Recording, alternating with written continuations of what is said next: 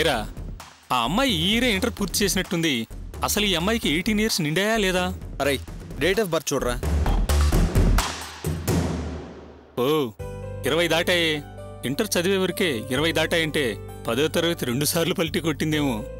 నీ friend dull స్టూడెంట్ని లవ్లో అలర్ట్ చేసినట్టున్నాడ్రా. ఏంటి సార్ ఆ మాటలో? అమ్మాయి మార్క్ లిస్ట్ చూడండి, అమ్మాయి కాలేజ్ ఫస్ట్ సార్. రేయ్ చూడరా విన్ని, ఇంకా 3 ముళ్ళే పడలేదు, అప్పుడే అమ్మాయిని అనేసరికి పౌరుషం పొడుచుకొస్తుంది. పెద్ద సపోర్ట్ చేసి మాట్లాడుతున్నాడు.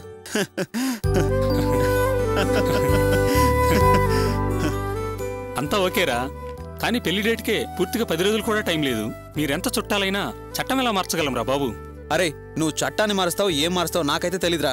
మన ఫ్రెండ్షిప్ కోసం ఏమైనా మార్చొచ్చురా. పైగా ప్రేమికుల కోసం చేసే పని తప్పేం లేదురా. కానీ సర్లేరా, వదిలేస్తే కథలు చెప్తావు. నేను వెళ్ళి రిజిస్టర్ గారి దగ్గర సంతకం చేయించుకొస్తాను. సరే వెళ్ళరారా.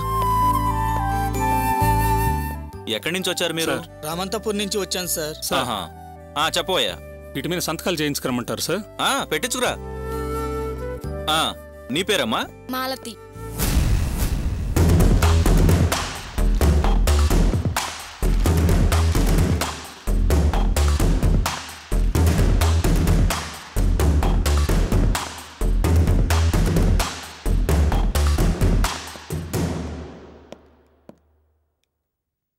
సార్ ఏంటయ్యా? వీటి మీద సంతకాలు చేయాలి సార్. సరే ఇలా ఇవ్వు.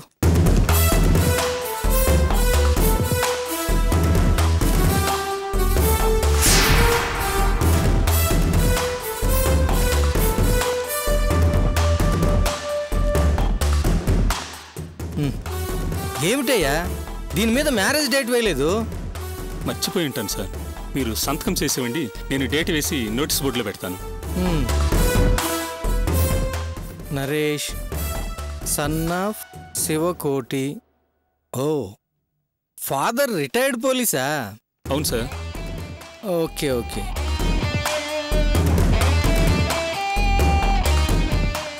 Shravani daughter of Rammurthy. ఏమయ్యా అన్నీ కరెక్ట్గానే ఉన్నాయిగా? అన్నీ కరెక్ట్గానే ఉన్నాయి సార్.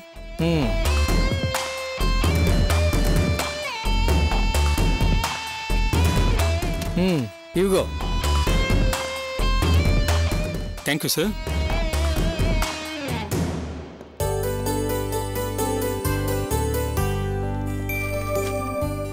రేయ్ ఎలాగలాగూ మేనేజ్ చేసి సార్ చేత సంతకం చేయించుకొచ్చాను రా. వెరీ గుడ్ రా. ఆయన నా మీద నమ్మకంతో సంతకం చేశారు. పెళ్లికి ఏ సమస్య రాదు కదా? నువ్వేం భయపడకరా, ఎలాంటి ప్రాబ్లం రాదు. ఎందుకో కొంచెం భయంగా ఉందిరా. ఏంట్రా పెరిగి మాటలు? సర్లేరా, ఆ మ్యారేజ్ డేట్ ఎప్పుడన్నా? 15th, next month 15th. ఒక్క నిమిషం.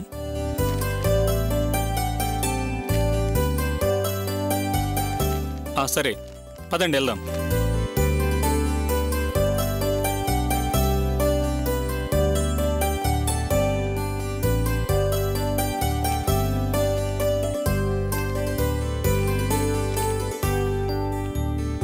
ఓకేనారా మామా? ఓకేరా. Naresh next month 15th okay కదా? మార్నింగ్ 10 o'clock కల్లా వస్తే ఫస్ట్ మ్యారేజ్ నీదే. అరే రాజేష్ కొంచెం చూసుకోరా. Anyway thanks. మన మధ్య థ్యాంక్స్ లేంట్రా మామా. ఎరా నాకు చిన్న డౌట్, ప్రతి గవర్నమెంట్ ఆఫీస్లో అన్ని పనులు ఇలాగే అవుతాయారా? మీ బ్యాంకుల్లో మాత్రం తక్కువరా? సర్లే లోపల పనులు ఉంటాయి చూసుకో. సరే సరే వెళ్ళండి, మేము బయలుదేరుతాం. పదండ్రా.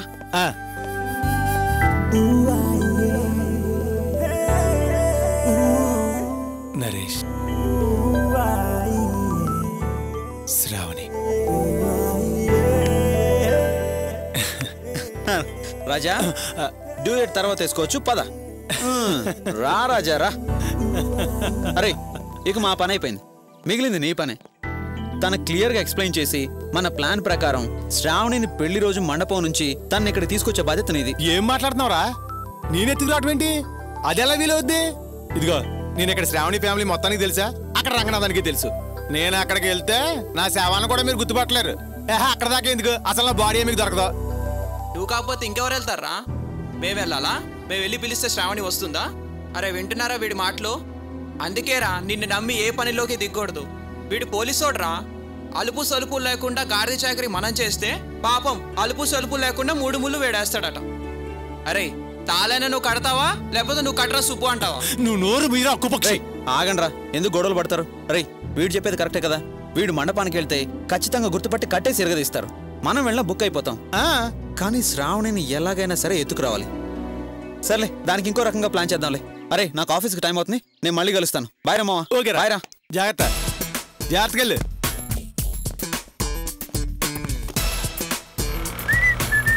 Good morning sir. నమస్తే.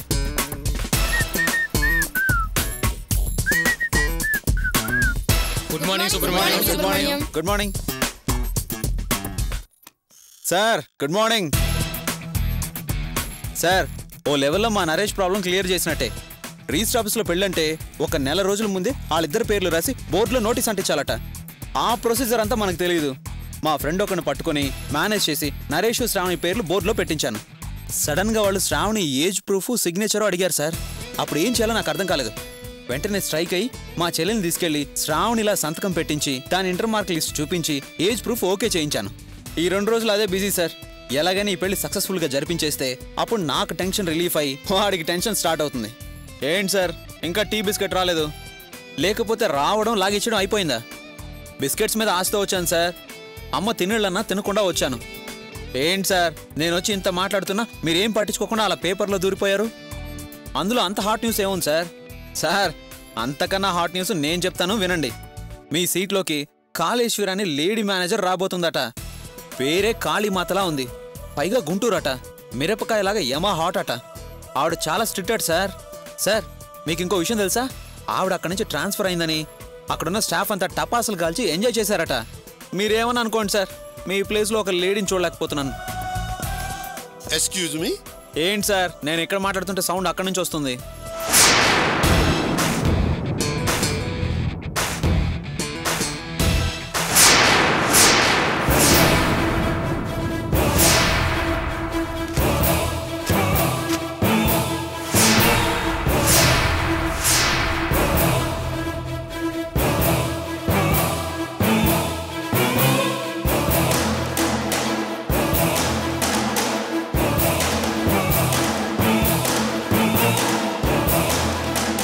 రండి. మేడం, మీరు అడిగిన లోన్ రికవరీ లిస్ట్ తయారు చేశాను. Thank you. సుబ్రహ్మణ్యం, వీరు కొత్తగా వచ్చిన బ్యాంక్ మేనేజర్. ఇతని పేరు సుబ్రహ్మణ్యం మేడం.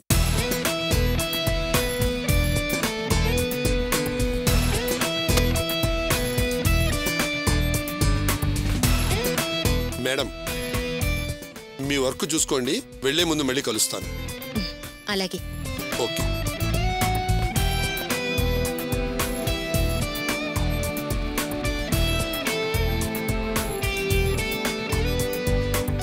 మళ్ళీ కలుస్తాను మేడం. మిస్టర్ సుబ్రహ్మణ్యం,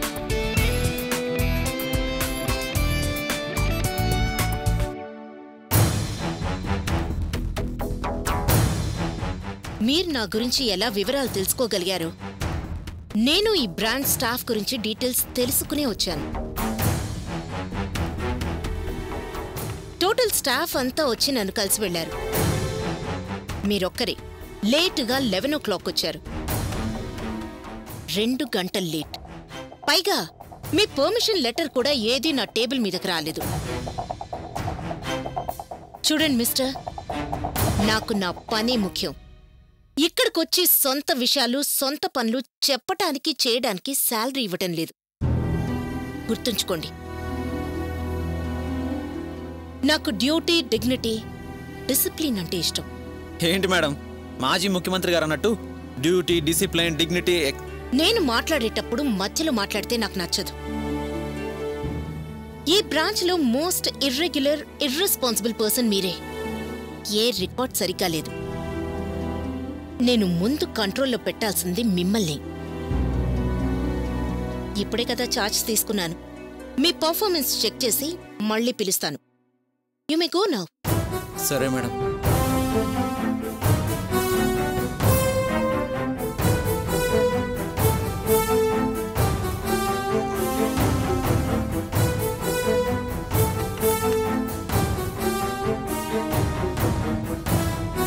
నాకు ఇచ్చినట్టే బిస్కెట్లు, టీ ఇచ్చేకు. ఆవిడికి ఏం కావాలో అడిగి తెలుసుకుని వెళ్ళు.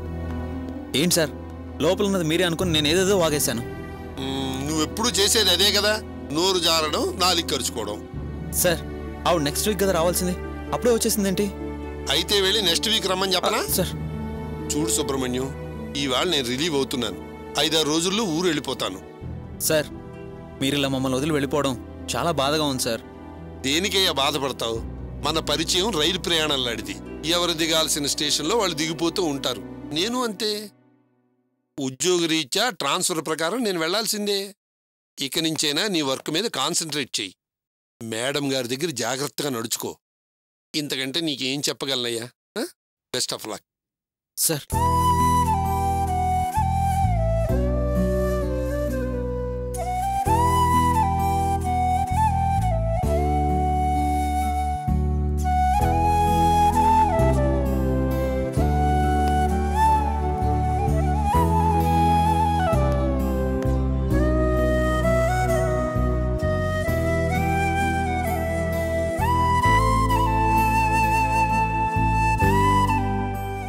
ఏమిటయ్యా, చిన్నపిల్లాళ్ళగా ఊరుకో.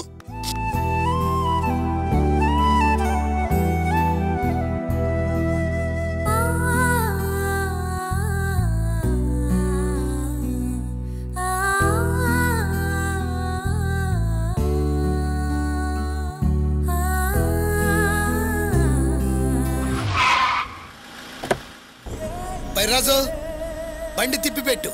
5 minutes లో వస్తాను.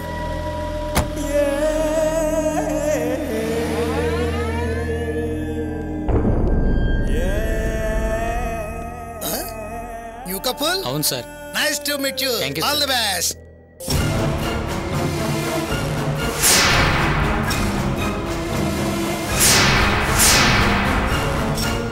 Excuse me.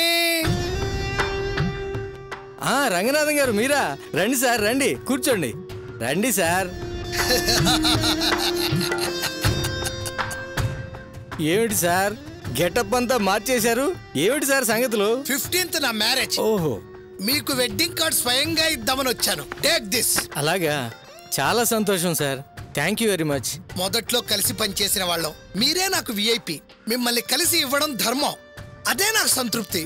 మీలాంటి బిజీ ఆఫీసర్స్ కి ఇన్విటేషన్ ఇచ్చేస్తే మీరు కన్వీనియంట్ గా ప్రోగ్రామ్ ఫిక్స్ చేసుకుంటారు కదా, అందుకే వచ్చా. మీరు తప్పకుండా రావాలి. షూర్, తప్పకుండా వస్తాను. పెళ్లి ఊళ్ళోనే కదా. మీలాంటి వాళ్ళకే కన్వీనియంట్ గా ఉంటుందని ఈ ఊళ్ళోనే పెట్టాను.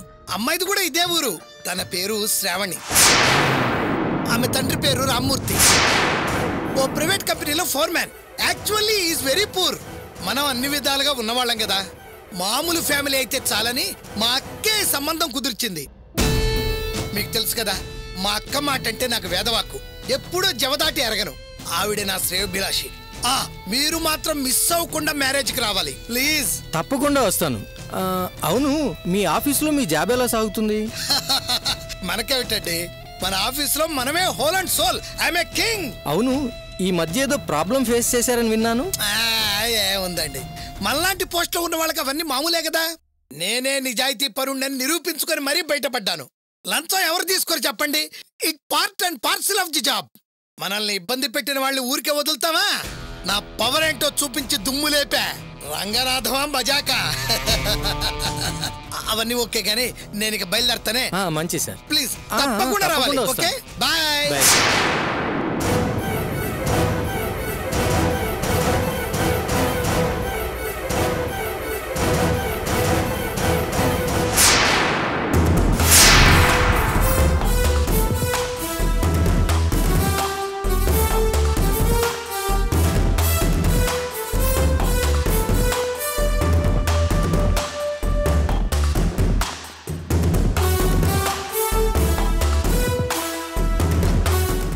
సార్, సంతకాలు నేను చూసుకుంటానులే, నువ్వు వెళ్ళు. అలాగే సార్.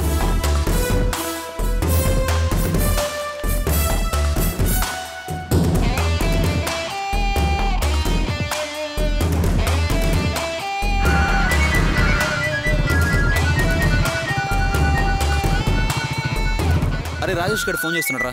విషయం ఏంటో కనుక్కుందాం. హలో రాజేష్, చెప్పరా. అరే సుబ్బు, నరేష్ పెళ్లి చేసుకోపోయే శ్రావణి ఫాదర్ పేరు రామ్మూర్తి కదూ? అవునరా. బ్రేక్ ఇన్స్పెక్టర్ రంగనాథం గారు మా ఆఫీస్కి వచ్చి ఆయన వెడ్డింగ్ కార్డు మా సార్కిచ్చి వెళ్ళారా. అందులో పెళ్లి కూతురు పేరు శ్రావణి అని, తండ్రి పేరు రామ్మూర్తి అని ఉంది. ఆ అమ్మాయినేనా మన నరేష్ పెళ్లి చేసుకోబోయేది? అవునరా. ఏంట్రా అవునని అంత సింపుల్గా చెప్తున్నావు? చాలా ప్రాబ్లం అయ్యేలా ఉందిరా బాబు. ఆ రంగనాథానికి ఎదురెళ్ళి వాడు చేసుకోబోయే అమ్మాయిని నరేష్కిచ్చి పెళ్లి చేస్తారా? అరే నువ్వేం భయపడకరా, ఆ అమ్మాయి ఓకే అన్నాకే మేము ఈ కేసు టేకప్ చేసాం. ఓకేనా? రేయ్, ఆ రంగనాథం మా సార్ మంచి ఫ్రెండ్స్ రా. ఈ కేసులో నా హ్యాండ్ ఉందని తెలిస్తే నా ఉద్యోగం ఊస్టింగు బతుకు బస్టాండేరా. ఆలోచించండి రా బాబు. అరే నీకే ఇబ్బంది రాదురా, శ్రావణి మేజర్, తనే వచ్చి ఆఫీసులో సంతకం పెడితే ఇక నీకు ప్రాబ్లం ఏంట్రా? పైగా ఆ రంగనాథన్ దృష్టిలో నువ్వు స్టాఫ్ అయినా మనం అన్ని ప్రొసీజర్ ప్రకారం చేస్తున్నావు. అసలు నువ్వు మా ఫ్రెండ్ అన్న విషయం బయటికే రానివ్వనరా, సరేనా? నువ్వు అనవసరంగా టెన్షన్ పడుకో. బాయ్. అరే సుబ్బు, అరే సుబ్బు, ఏంట్రా విషయం? అరే ఆ సబ్ రిజిస్ట్రార్కి ఈ రంగనాథన్ కార్డు ఇచ్చాడట. అందులో అమ్మాయి పేరు శ్రావణి, వాళ్ళ నాన్న పేరు రామ్మూర్తి అని చూసి రాజేష్ టెన్షన్ పడి నాకు కాల్ చేశాడు. రేయ్, ఆ రంగనాథానికి విషయం తెలిస్తే శ్రావణిని ఎత్తుకొచ్చిన మరుక్షణమే దీని అంతటికి కారణం మనమేని కనిపెడతాడు. వాడు మనుషులు మా ఇంటికి పంపిస్తాడు. అందుకని దాని నుంచి ఎస్కేప్ అవడానికి ఒకే ఒక దారి, వాడితో కాంప్రమైజ్ అయినట్టు నటిస్తూ ఉండడం. అప్పుడే ఆ రంగనాథానికి అనుమానం రాదు. మన ప్లాన్ వర్కౌట్ అవుతుందిరా. అరే ఆ రంగనాథాన్ని మరో రకంగా హ్యాండిల్ చేయాలి. ఎక్కరా బండి?